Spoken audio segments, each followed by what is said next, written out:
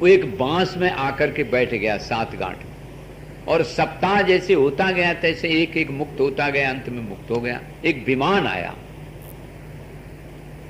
तो पूछा कि भाई वहां भी विमान की शॉर्टेज है क्या?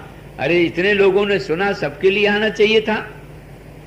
तो बड़ा सुंदर शब्द, श्रवणम तु कृतम सर्वैर न मननम तथा कृतम।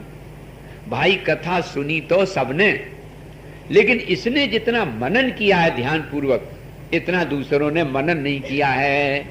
श्रवणम तु कृतम सर्वैर, लेकिन मननम न तथा कृतम। इसने मनन किया इसलिए इसको प्राप्त हुआ। तो दोबारा फिर उन्होंने सुनाई तो सबके सब मुक्त हुए।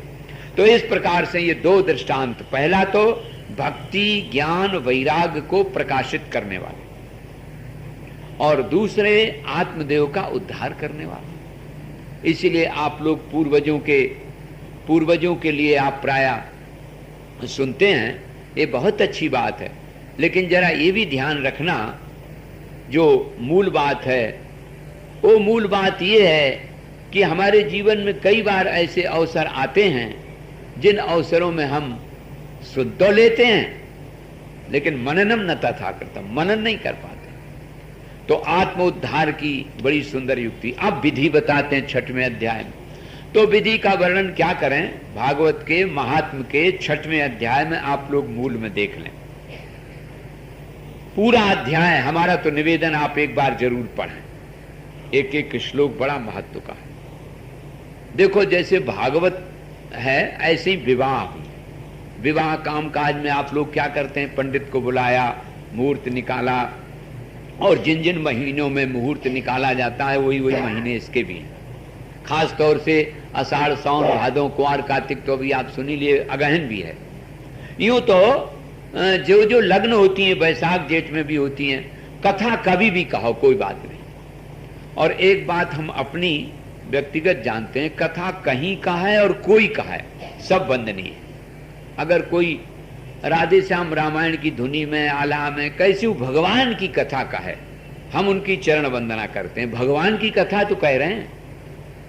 इसलिए जितने भी देखो आज धरती पे कितने लोग कथा कहने वाले, कुछ तो ऐसे महापुरुष हैं जिनको हम बिल्कुल अवतार ही मानते हैं, जो लाखों लाखों आदमियों को आकर्षित करके और भगवान की कथा सुनाते हैं, कीर्तन करवाते हैं, तो वो अवतार वो वंदनीय है। और उसे जो जहां जैसे सुनाए भगवान की सुनाए, नासवान की ना, तो वो सब वंदनीय है। इस प्रकार से मंडप बनावे, ब्राह्मण जैसे बैठे से ब्राह्मणों को बिठाए, और सुंदर ढंग से जैसे एक तरफ माताएं बैठी एक तरफ पुरुष बैठे, ऐसे श्रद्धा पूर्वक धरती में बैठ के कथा सुने। तो शनकादिक ऋग्वेदी हैं और उनके लिए आया है बड़ा सुंदर शब्द प्रकार, बोले वो कथामृत रसा स्वाद कुशला शौन को ब्रवीत, ऐसा सुंदर शब्द दिया।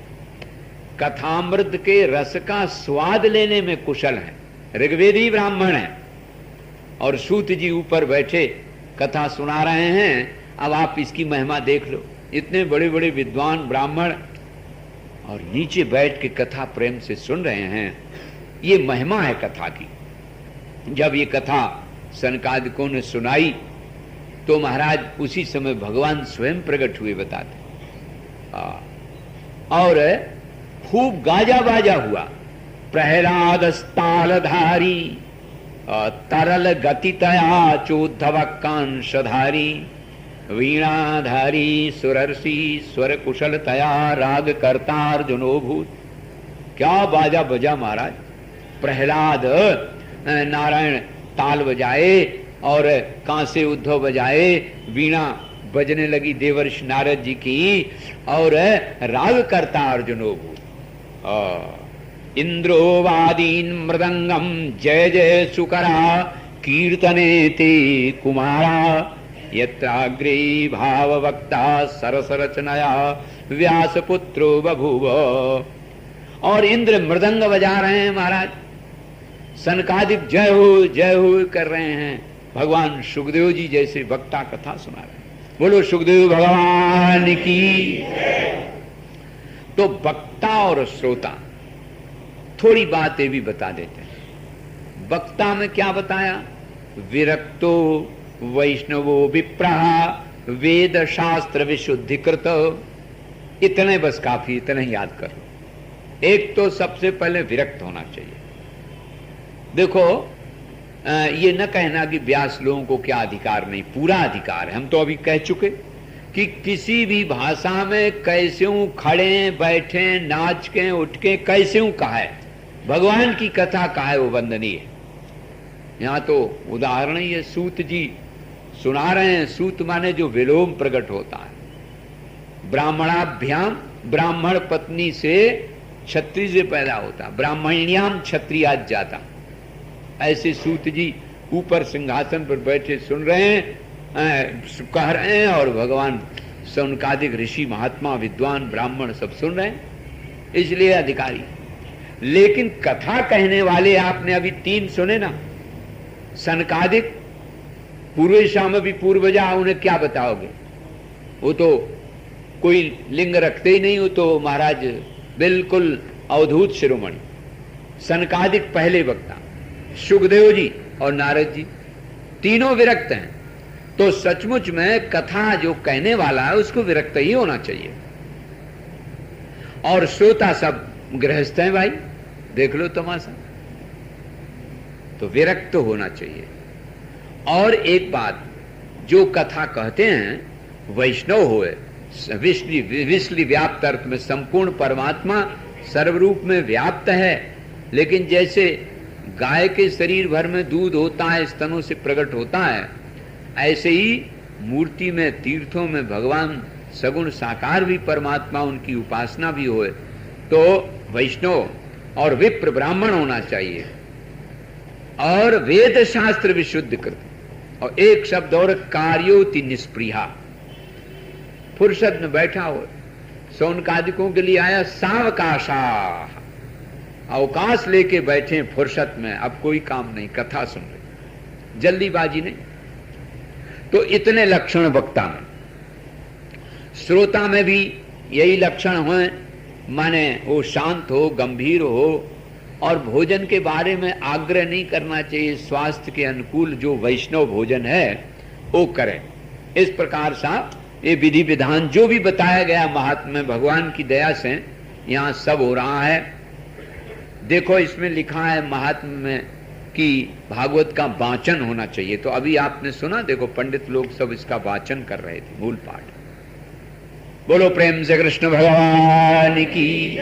अब देखो प्रवेश करते, जन्माद्यस्य तून्वयादितरतश्चार्थे सुभज्ञस्वराट् तेने ब्रह्म हृदयादि कवये मुह्यन्ति यत्सूरयः तेजो वारिमृदां यथा विनिमयो यत्र त्रिसर्गो मृषा धाम्ना स्वेन सदा निरस्तकुहकं सत्यं परं धीमहि सत्यं परं धीमहि सत्यं परं धीमहि। ये मंत्र मंगल का है।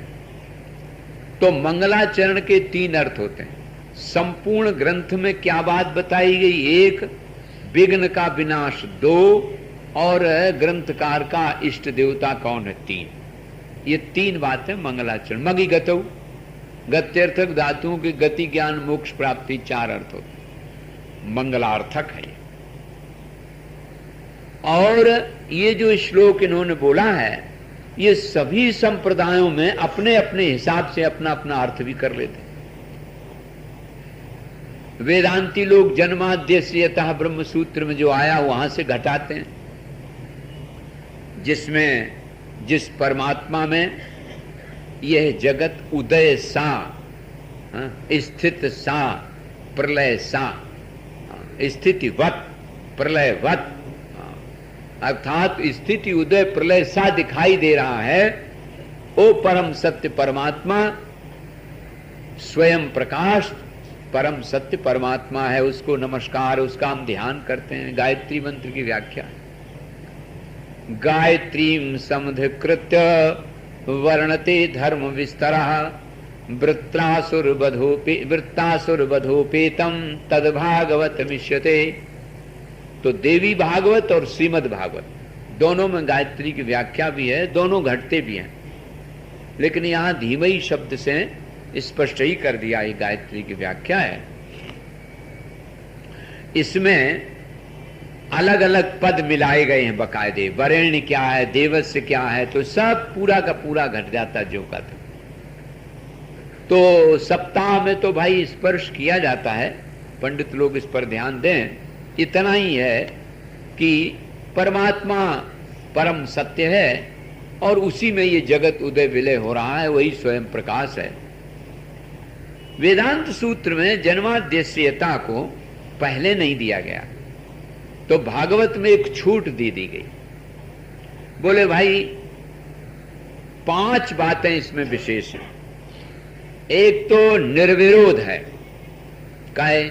बोले जैसे कहते रामम परम धीमई, तब कृष्ण वाले नाराज होते ना, और कृष्णम परम कह जाते तो राम वाले नाराज होते। लेकिन इसमें हिंदू, मुसलमान, ईसाई, पारसी